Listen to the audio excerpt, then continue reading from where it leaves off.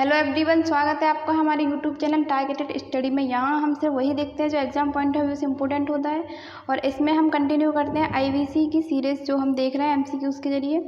तो ये हमारा इसका लास्ट वीडियो है। इसके बाद हम वैदिक सभ्यता पे देखेंगे। तो इसका हमारा आज का जो पहला क्वेश्चन है, इसमें हमें दिया गया है कि निम्नलिखित में से किस हड़प्पाकालीन स्थल से युगल समाधान प्राप्त हुए हैं। इसका मतलब है कि कपल डेड बॉडी हमें कहाँ से प्राप्त हुई है, तो ये प्राप्त हुई है हमें लोथल से। इस क्वेश्चन का हमारा सही आंसर है लोथल। देखते हैं इसकी व्याख्या में क्या दिया गया है कि लोथल से बंदरगाह, युगल समाधान, हवन कुंड, चावल, फारस की मोहर आदि प्रमाण मिलते हैं। ये जो सारे प्रमाण हमें मिलते हैं वो कहाँ से मिलते हैं, ये हमें मिलते हैं लोथल से। अगला हमारा क्वेश्चन है कि कपास का उत्पादन सर्वप्रथम सिंधु क्षेत्र में हुआ, जिसे ग्रीक या यूनान के लोग किस नाम से पुकारते थे। तो ये लोग इसको किस नाम से पुकारते थे? क्या ये लोग इसको कॉटन कहते थे कपास को, या सिंड्रोम कहते थे, या दोनों ही कहते थे? तो इस क्वेश्चन का हमारा सही आंसर है सिंड्रोम। जो ग्रीक और यूनान के लोग थे वो कपास को क्या कह के पुकारते थे? सिंड्रोम। सबसे पहले कपास पैदा करने का श्रेय सिंधु सभ्यता के लोगों को जाता है, इसीलिए यूनान के लोग कपास को सिंड्रोम कहने लगे, जो सिंधु शब्द से निकलता है। ये जो सिंधु शब्द है इसी से इसको सिंड्रोम निकाला गया है, इसी शब्द से, इसीलिए इसको ग्रीक के लोग क्या बोलते थे? सिंड्रोम। अगला हमारा प्रश्न है कि हड़प्पा के काल का तांबे का रथ किस स्थान से प्राप्त हुआ है। मतलब हड़प्पा कालीन तांबे का रथ कहाँ से प्राप्त हुआ है? तो क्या ये हमें कुडाल से प्राप्त हुआ है, या राखीगढ़ी से, दाइमाबाद से, या बनवाली से? तो इसका सही आंसर है हमारा दाइमाबाद से हमें क्या प्राप्त हुआ है? तांबे का रथ। देखते हैं इसकी व्याख्या में क्या दिया गया कि हड़प्पा कालीन ताम्र रथ दाइमाबाद से प्राप्त हुआ है। यह पुरास्थल महाराष्ट्र प्रांत में स्थित है। दाइमाबाद कहाँ स्थित है? महाराष्ट्र में। इसको आपने देखा था कि ये जो इसकी सिंधु घाटी सभ्यता की दक्षिणतम सीमा है, ये भी हमारी दाइमाबाद ही है। तो अगला जो हमारा क्वेश्चन है, यहाँ हमसे क्या पूछा गया है? यहाँ हमसे पूछा गया है कि हड़प्पावासी किन किन धातुओं का आयात करते थे। आयात मतलब किन किन धातुओं को बाहर से खरीदते थे। तो वो चांदी खरीदते थे, टिन खरीदते थे, सोना खरीदते। इसका मतलब है कि वो तीनों ही चीज़ें बाहर से खरीद के लाते थे। ठीक है, इस क्वेश्चन का हमारा सही आंसर है ऑप्शन नंबर ए। देखते हैं इसकी व्याख्या में क्या दिया गया है कि इस समय तांबे में टिन मिलाकर कांसा तैयार किया जाता था। तांबा राजस्थान के खेतड़ी से, टिन अफ़गानिस्तान से मंगाया जाता था। ठीक है, तो तांबा कहाँ से? अफ़गानिस्तान और ईरान दोनों जगह से मंगाया जाता था, लेकिन तांबा खेतड़ी, राजस्थान, बलूचिस्तान, ये खेतड़ी और बलूचिस्तान है, इन दोनों जगह से। खेतड़ी है जो राजस्थान का स्थान है, और ये जो बलूचिस्तान है यहाँ से, दोनों जगह से तांबा मंगाया जाता था। चांदी कहाँ से मंगाया जाता था? ईरान और अफ़गानिस्तान से मंगाया जाता। आगे देखते हैं हम कि ये जो सोना है ये कहाँ से मंगाया जाता था। तो ये मंगाया जाता था अफ़गानिस्तान से, फारस से और दक्षिणी भारत से। दक्षिण भारत मतलब भारत के जो नीचे का क्षेत्र है वहाँ से। ठीक है, लेकिन वहाँ तक तो नहीं था, जो यहीं का एरिया होगा इसमें। लाजवर्द मेसोपोटामिया से मंगाया जाता था। मेसोपोटामिया हमने देखा था कि कहाँ स्थित है। और सैलखड़ी का कहाँ से मंगाया जाता था? सैलखड़ी को ये बलूचिस्तान से, राजस्थान और गुजरात। और नील रत्न है, ये कहाँ से मंगाया जाता था? बत्स खां और नीलमणि महाराष्ट्र। आगे देखते हैं, आगे हमें दिया गया है हरितमणि दक्षिण एशिया का दक्षिणी भाग। शंख एवं कौड़िया, ये हमें सौराष्ट्र या भारत के दक्षिणी भारत से मंगाई जाती है, भारत का दक्षिणी भाग। ये सीसा ईरान, अफ़गानिस्तान, राजस्थान से। शिलाजीत ये हिमालय क्षेत्र से मंगाया जाता है। शिलाजीत ठंडे प्रदेशों में मिलता है। ठीक है, देखते हैं क्वेश्चन नंबर 5। इसमें हमें क्या दिया गया है कि हड़प्पावासी लाजवर्द भवन निर्माण की सामग्री, ये जो लाजवर्द है ये भवन निर्माण की सामग्री है, का आयात कहाँ से करते थे। तो ये जो हड़प्पावासी थे इसका आयात कहाँ से करते थे? इसका आयात ये लोग करते थे हिंदुकुश क्षेत्र के बक्सका क्षेत्र से। इस क्वेश्चन का हमारा सही आंसर है ऑप्शन नंबर ए। देखते हैं इसकी व्याख्या। लाजवर्द या राजा व्रत एक मूल्यवान नीले रंग का पत्थर है। इसको हम नीले रंग की मणि भी बोल सकते हैं, क्योंकि इसको नवरत्नों में गिना गया है। देखते हैं इसमें आगे कि प्राचीन काल में अपने सुंदर नीले रंग के लिए पसंद किया जाता था। सुंदर नीले रंग के कारण इसको पसंद किया जाता था। कई स्रोतों के अनुसार प्राचीन भारतीय संस्कृति में जिन नवरत्नों की मान्यता दी गई है उनमें से एक लाजवर्द था। लाजवर्द को नवरत्नों में गिना गया है। ठीक है, देखते हैं अगला प्रश्न। अगला जो हमारा प्रश्न है कि कौन कौन से नगर सिंधु सभ्यता के बंदरगाह थे। तो सिंधु सभ्यता के अंदर जो बंदरगाह मुख्यतः देखा जाए तो सबसे ज़्यादा प्रचलित लोथल है, फिर उसके बाद सुतकांगेडोर। लेकिन जो अल्लादीनो है और बालाकोट और कुंतासी ये सारे भी बंदरगाह ही थे, जो कि हमें बहुत ही कम देखने को मिलते हैं क्वेश्चंस में। लेकिन ये प्रश्न अगर पूछा जाए तो हम फंस भी सकते हैं। तो इस क्वेश्चन का हमारा सही आंसर है डी। इसका मतलब है कि सारे के सारे बंदरगाह हैं। इनके नाम आप याद कर लीजिएगा। ये देखिए, गुजरात के लोथल के सरागवाला गांव से 80 किलोमीटर की दूर से हड़प्पा सभ्यता के प्रमाण मिलते हैं। मतलब ये जो सरागवाला गांव है ये कहाँ स्थित है? लोथल से 80 किलोमीटर की दूरी पर गुजरात में। ठीक है, अहमदाबाद जिले में भोगवा नदी के तट पर अवस्थित है क्या? लोथल। देखते हैं अगला क्वेश्चन। अगला जो हमारा प्रश्न है कि मोहनजोदड़ो से प्राप्त पशुपति शिव या आद्य शिव मोहर में किन किन जानवरों का अंकन किया गया है। तो इसमें किन किन जानवरों का अंकन किया गया है इसको हमने देखा था। ये है, इसमें बाघ भी है, हाथी है, ये बाघ इसको बोला गया है, ये बाघ को बोला गया है, बाघ या चीता। क्योंकि ये जो है यहाँ की हमने लिपि पढ़ी नहीं है, तो जो हमें चित्र सा प्रतीत हो रहा है उससे ये बाघ भी लगता है या चीता भी लगता है, तो इसको बाघ्र लिखा गया है। गैंडा, भैंसा, हिरन, इन सब का ही अंकन उसमें मिलता है। तो इस क्वेश्चन का हमारा सही आंसर है ऑप्शन नंबर डी। देखते हैं इसकी व्याख्या। मोहनजोदड़ो से प्राप्त एक सील पर 3 मुख वाले देवता पशुपति नाथ की मूर्ति मिली। उनके चारों ओर हाथी, गैंडा, चीता एवं भैंसा विराजमान हैं, और जो उसके नीचे की तरफ उसमें हिरण के चित्र भी दिए गए हैं, जो इस व्याख्या में नहीं लिखे हैं। देखते हैं अगला क्वेश्चन। अगला हमारा क्वेश्चन है प्रश्न नंबर 8। तो इसमें हमसे क्या पूछा गया है कि किस हड़प्पा कालीन स्थल में से नृत्य मुद्रा वाली स्त्री की कांस्य मूर्ति प्राप्त हुई है। तो ये हमें कहाँ से प्राप्त हुई है? ये हमें मोहनजोदड़ो से प्राप्त हुई है। अगर हम मोहनजोदड़ो जो मूवी है उसको भी अगर हम देखते हैं तो उसमें भी लास्ट में ये सीन दिखाया जाता है कि यहाँ से कांस्य की मूर्ति उसमें पानी में तैरती हुई दिखाई जाती है। तो इस प्रश्न का हमारा सही आंसर है मोहनजोदड़ो। देखते हैं इसकी व्याख्या। नर्तकी, यह एक कांस्य मूर्ति है जो मोहनजोदड़ो से प्राप्त हुई थी, जो सिंधु घाटी सभ्यता का एक स्थल है। मोहनजोदड़ो सिंधु घाटी सभ्यता का एक स्थल है। माना जाता है कि इसे 2500 ईसा पूर्व के आसपास बनाया गया था। मतलब इस मूर्ति को बनाया गया था 2500 ईसा पूर्व पहले। मोहनजोदड़ो के एक घर से एक और कांस्य मूर्ति प्राप्त हुई है जो लगभग इसी की तरह है। भिरदाना से एक मिट्टी के बर्तन पर भी नर्तकी के भित्ति चित्र प्राप्त होते हैं। ठीक है, देखते हैं अगला प्रश्न। अगला जो हमारा प्रश्न है कि किस हड़प्पा कालीन स्थल से पुजारी की प्रस्तर मूर्ति प्राप्त हुई है। प्रस्तर मतलब पत्थर की मूर्ति। तो पुजारी की जो पत्थर की मूर्ति है वो हमें कहाँ से प्राप्त हुई है? ये हमें प्राप्त हुई है हड़प्पा से। इस क्वेश्चन का जो हमारा सही आंसर है हड़प्पा। देखते हैं इसकी व्याख्या। पुजारी की प्रस्तर मूर्ति हमें हड़प्पा से प्राप्त हुई है। अगला हमारा प्रश्न है किस सिंधु कालीन स्थल से एक ईंट पर बिल्ली का पीछा करते हुए कुत्ते के पंजों के निशान मिलते हैं। जैसे ये एक ईंट है, इस पर पहले इसमें बिल्ली के निशान हैं और उसके पीछे कुत्ते के निशान है। तो इसके जो पैरों के निशान हैं उसी के साक्ष्यों पर ये प्रश्न हमसे पूछा गया है। तो ये हमें कहाँ से मिलता है? ये हमें मिलता है चन्हुदड़ो से।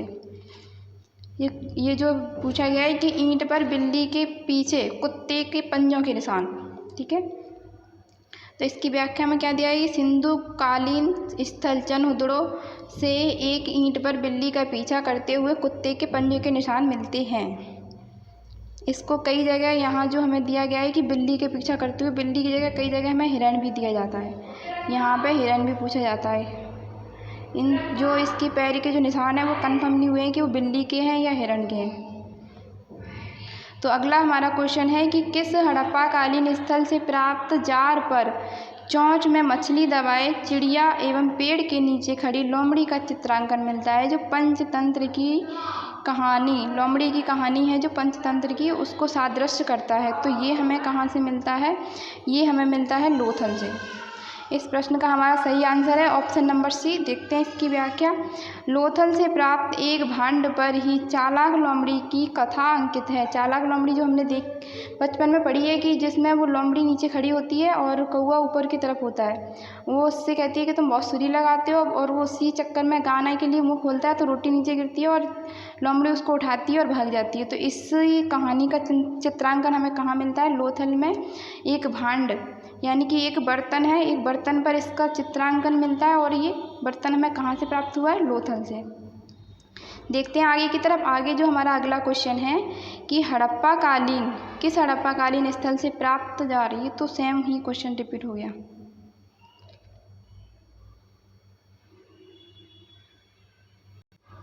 देखते हैं अगला क्वेश्चन। अगला हमारा क्वेश्चन है क्वेश्चन नंबर 13। इसमें क्या पूछा गया कि स्वतंत्र उत्तर भारत में सबसे अधिक संख्या में हड़प्पा युगीन स्थल की खोज किस प्रांत से हुई?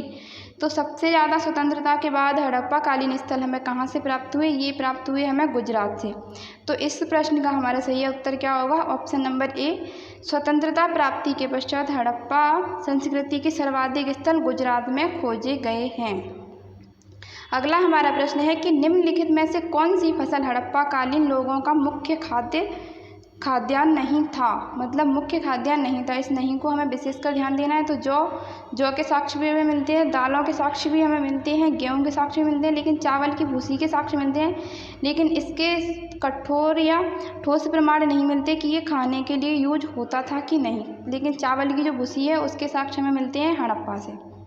ठीक है, तो यहाँ जो हमें इसकी व्याख्या दी गई है कि गेहूं और जौ सिंधु सभ्यता के लोगों का मुख्य खाद्यान्न था, क्योंकि जो खाद्य भंडार हमें मिले हैं वहाँ से ये हमें साक्ष्य मिले हैं इस बात के कि गेहूं और जौ का ये मुख्य रूप से खाते थे, गेहूं और जौ को।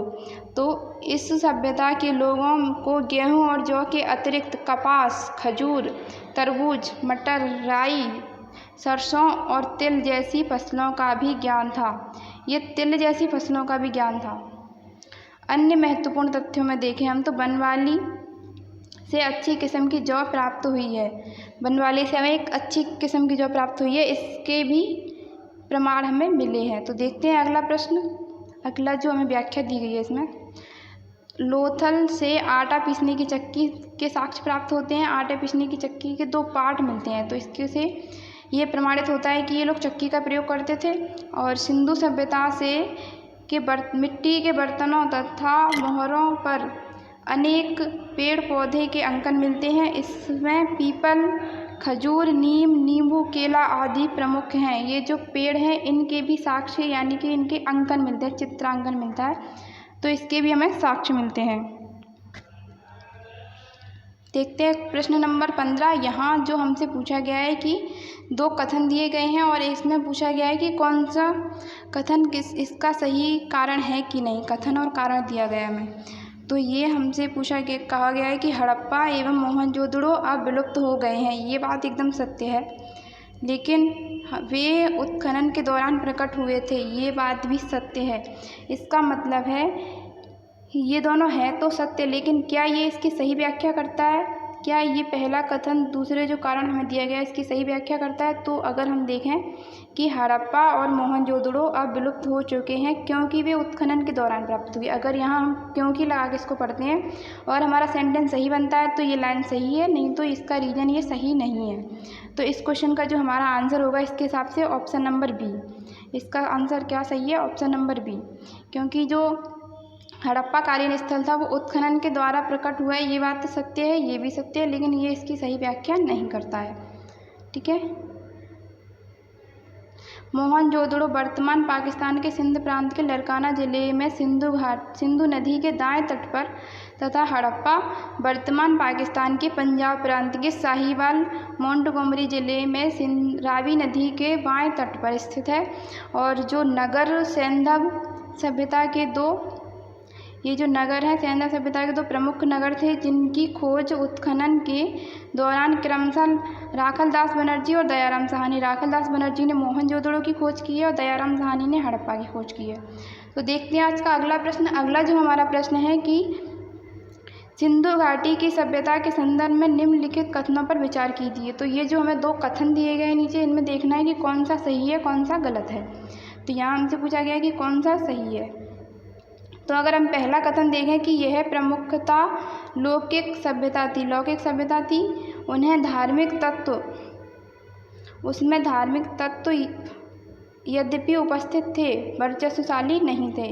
ये हमारा यूपीएससी का क्वेश्चन है, यहाँ अगर आप देख सकें तो ये बात भी एकदम सत्य है। लेकिन उस काल में भारत में कपास के वस्त्र बनाए जाते थे, तो ये बात भी सत्य है। इसका मतलब है कि ये ऑप्शन नंबर इसका सी सही है।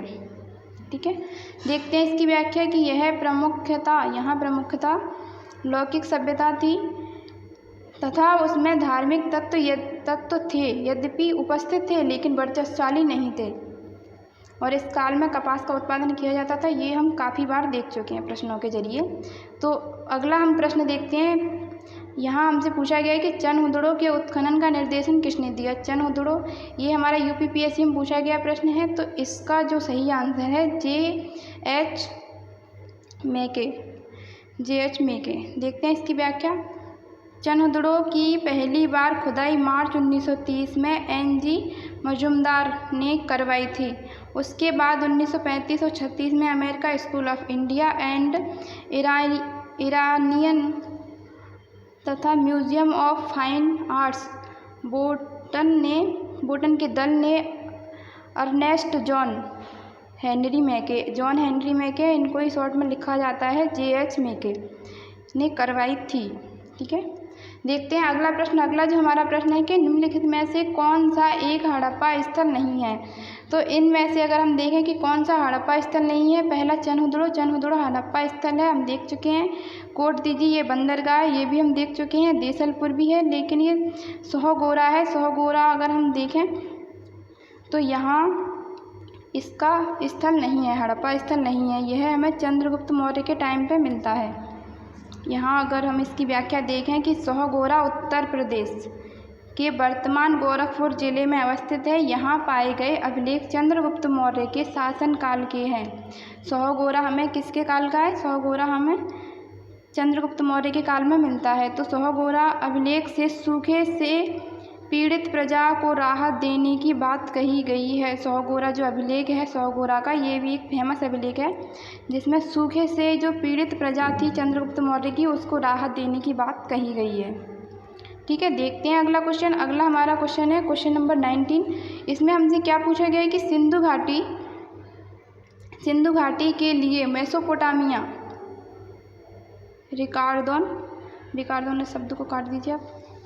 मेसोपोटामिया में निम्नलिखित में से किस शब्द का प्रयोग किया जाता था। इस शब्द का अर्थ है कि जो मेसोपोटामिया के लोग थे, जैसे यहाँ हमारी भारत में सिंधु सभ्यता थी, लेकिन इस तरफ मेसोपोटामिया और मिस्र की सभ्यताएं थीं। तो जो मेसोपोटामिया के लोग थे वो सिंधु सभ्यता के लोगों को, या सिंधु सभ्यता का जो क्षेत्र था उस क्षेत्र को किस नाम से पुकारते थे।